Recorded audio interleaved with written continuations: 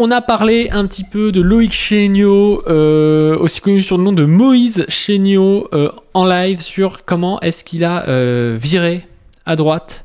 Je vous mets tout ça parce que je trouve que l'échange avec le chat est intéressant et on regarde une vidéo, après on se rend compte qu'il a supprimé les vidéos où il clashait la droite, où il clashait notamment Éric Zemmour, Le Pen, alors qu'il n'a pas supprimé les vidéos où il clash la gauche, et donc on voit qu'il consomme un peu son alliance fasciste. Je vous laisse regarder ça. J'étais à fond sur Chéniaud pendant 2 ans et toujours déçu par le contenu récent. Je suis retombé sur ta chaîne et je me suis rendu compte que j'agissais par dogmatisme. Tu me permets une grande refonte politique. Ah bah c'est cool.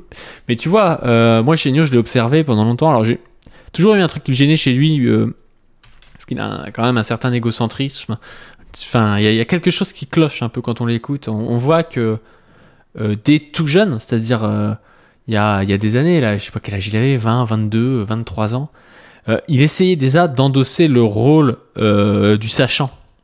Alors qu'en fait, t'es pas sachant à ce moment-là. Je veux dire, moi j'ai 26 ans, déjà j'ai pas la connaissance que j'ai quand j'aurai 40 ans. Déjà parce que t'as pas l'expérience de la vie, mais aussi parce que t'as pas tout lu, faut arrêter les conneries. Et en fait, il balançait des grandes analyses qui étaient des analyses repompées de Dominique Pagani ou d'Aymeric Monville, en général, ou de Clouscar, en faisant comme si c'était ses analyses.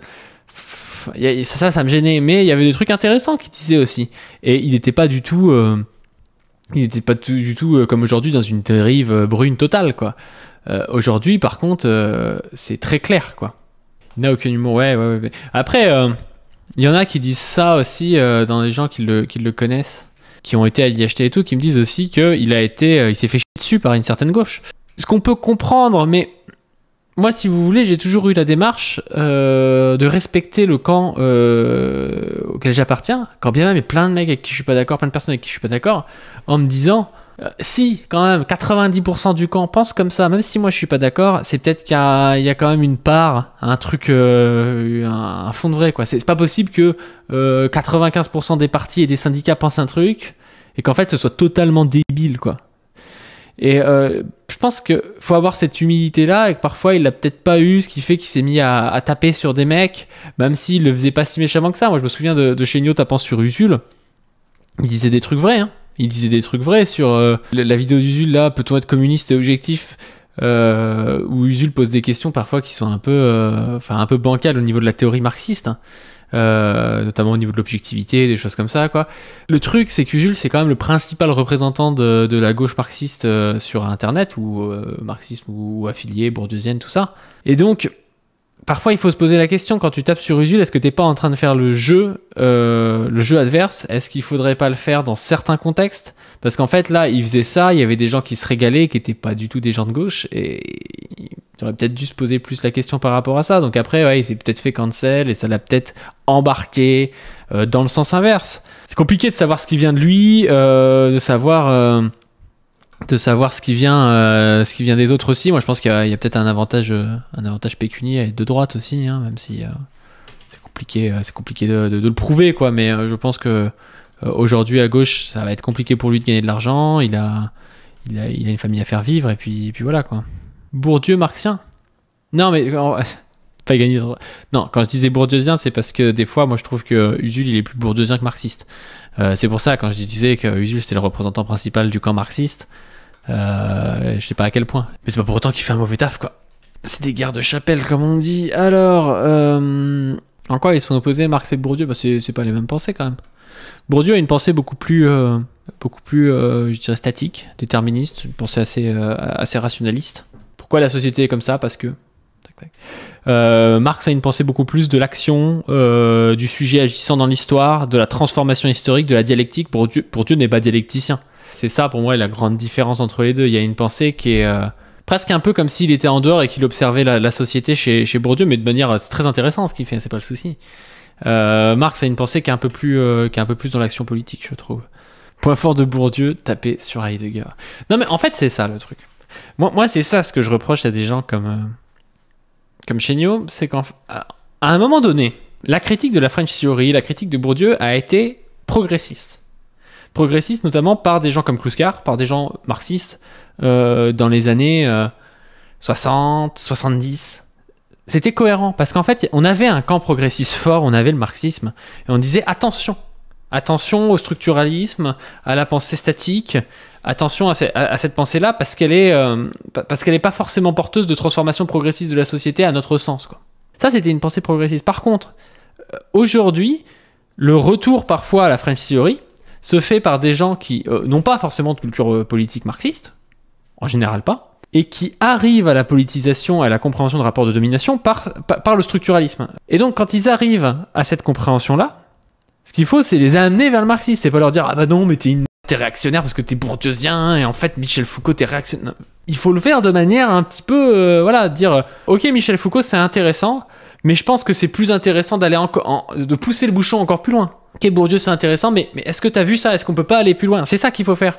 Et donc, la critique qu'on doit faire, même de l'intersectionnalité, par exemple, c'est une critique bienveillante.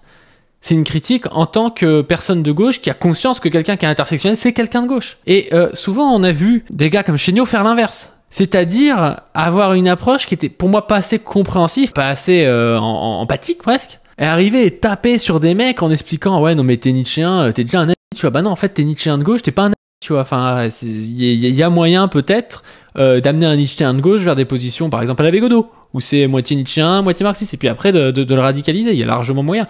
Et puis même s'il reste nietzschéen de gauche, je sais pas, comme Dany par exemple, qu'est-ce qu'on s'en fout? Je veux dire, si concrètement il est dans notre camp, qui fait plutôt du bon taf, voilà. Donc je trouve qu'il faut quand même avoir cette démarche de compréhension, à la fois, moi que j'ai à la fois avec certains droitards, certains rouge-brun, mais à la fois avec certaines personnes que je considère à gauche comme étant un peu sur des positions qui ne sont pas les miennes, qui sont parfois gauchistes, qui sont parfois un peu bourgeoises et tout, mais il faut quand même avoir cette main tendue, plutôt que de taper comme un ouf sur des gens qui sont dans ton camp, quoi. Quelqu'un d'intersectionnel de gauche, moi je suis curieux de voir l'évolution des intersects. Ça dépend lesquels. Il y a des intersectionnels qui sont peut-être pas de gauche ou qui vont évoluer vers la droite, mais il y a des marxistes aussi qui vont évoluer vers la droite. Mais tu prends un intersectionnel, un gars qui te dit, ou une meuf qui te parle de la discrimination des femmes noires dans la société, je suis désolé, c'est pas quelqu'un de réactionnaire. Alors oui, peut-être que des fois, c'est un peu basé sur des discours, c'est un peu des trucs subjectivistes, qu'oublie un peu la matérialité, qu'oublie un peu les rapports concrets. D'accord. Ça, c'est quelque chose que tu peux lui montrer. Tu peux lui dire, ah bah, tu vois, toi, ton combat, c'est le combat des femmes noires. Est-ce que t'as déjà réfléchi à ça? Est-ce que c'est pas lié à la classe? Est-ce que c'est pas lié à des dynamiques de domination raciale de manière générale? Tu peux l'amener vers des grandes structures matérielles, des sujets agissants. Par contre, si tu y tapes dessus en expliquant que c'est déjà en fait Éric Zemmour parce que elle réintroduit la race et au bout d'un moment c'est ridicule, quoi. Chéniaud fait ça pour plaire à la droite. Bah je sais pas si au début il le faisait pour plaire à la droite. Je pense pas, quand on voit ses vidéos d'il y a 5-6 ans, et c'est pas dit en fait que c'était pour plaire à la droite. C'est pas dit. Il tapait aussi beaucoup sur des mecs de droite. D'ailleurs, je crois qu'il a effacé les vidéos. Les vidéos où il tapait sur des Zemmour, où il tapait sur des Michel Onfray, je crois qu'il les a effacées parce qu'aujourd'hui, il s'introduit dans le milieu plus souverainiste, où il va y avoir des droitards et tout, et donc du coup, ça devient un frein pour lui. Et c'est là où on voit d'ailleurs qu'il est en train littéralement de consommer sa transformation politique. On va aller voir tout ça tout de suite pour voir si je raconte des conneries ou pas. Vous voyez, moi je vois pas sa vieille vidéo sur Onfray par exemple, qui était pas mal, je crois, en plus. Sur Zemmour, on va regarder. Eh bien, vous voyez, sur à gauche, il y a toujours cette vidéo-là, où Chéniaud parlait de Zemmour. On va la regarder. Hitler n'est pas arrivé par magie comme ça, propulsé par les masses, d'accord? Il a fallu les masses, et je vais y revenir, mais d'abord et avant tout, il faut un financement important, conséquent, et une volonté de la part de la classe dirigeante de mettre au pouvoir, de porter au pouvoir un individu. Et aujourd'hui, encore une fois, ce qu'il faut comprendre, c'est que tout ça, c'est la composante décisive des périodes fascisantes comme roue de secours du capital, ce qui veut dire que là où le racisme, notamment, est une Attendez, là il y a la vidéo, on va pouvoir voir s'il l'a effacée tout de suite. Et ben voilà. La vidéo, comment renaît le fascisme aujourd'hui, est effacée. C'est-à-dire que là, je suis désolé, celui qui ne comprend pas que Chéniaud assume un virage fascisant, c'est le dindon de la farce. Chéniaud, aujourd'hui, a enlevé ses vidéos sur Zemmour, sur Onfray, où il tapait sur la droite. Par contre, je suis sûr que si on tape Chéniaud intersectionnalité, critique marxiste de l'intersectionnalité contre le marxisme, voilà, il y a encore ces trucs sur intersectionnalité, quoi. Postmodernisme et intersectionnalité, un homme enceinte, TERF versus intersectionnalité, vous voyez. Donc en fait, il a pas effacé ses vidéos et il crache sur intersectionnalité. Par contre, cracher sur Éric Zemmour, c'est plus assumable pour Loïc Chéniaud, quoi. Donc, je sais pas qu'on parlait de Loïc Chéniaud ce soir, mais voilà. Composante idéologique décisive dans le capital pour maintenir la guerre civile entre les pauvres, eh bien, le fascisme n'en est là aussi qu'une continuité. Mais la composante essentielle du fascisme ne repose pas d'abord sur un racialisme. Elle repose d'abord et avant tout sur la division de la société, sur la division entre les prolétaires, sur Vous voyez son discours là, il était pas ridicule, il disait le fascisme ça repose sur la division des prolétaires au niveau de la race, et il avait un discours du coup des fois qui est le discours un peu universaliste où il tapait aussi sur la gauche en disant oui voilà les luttes de race sont introduites par la gauche machin, mais il tapait aussi sur la droite en disant ça. Alors qu'aujourd'hui il laisse ses vidéos sur l'intersectionnalité pour dire voilà les intersectionnels c'est des identitaires. Et par contre, sur la droite, il enlève la vidéo. L'instrumentalisation de certains boucs émissaires, d'accord, et tout ce travail de sape qui est en train d'être fait actuellement sur des bases qui ne sont pas forcément des bases raciales, d'accord. Donc, on peut se dire absolument non raciste et pour autant participer, même inconsciemment, au processus et au rouage de sauvegarde de la classe dirigeante en étant fasciste. Et je pense là... Non mais, le gars, il se décrit presque, quoi. Il se décrit. Enfin, comment on peut... switcher autant en étant pas un débile, c'est pas un débile Loïc Chéniaud. Et cette vidéo, elle date du 22 janvier 2022, elle est pas vieille quoi.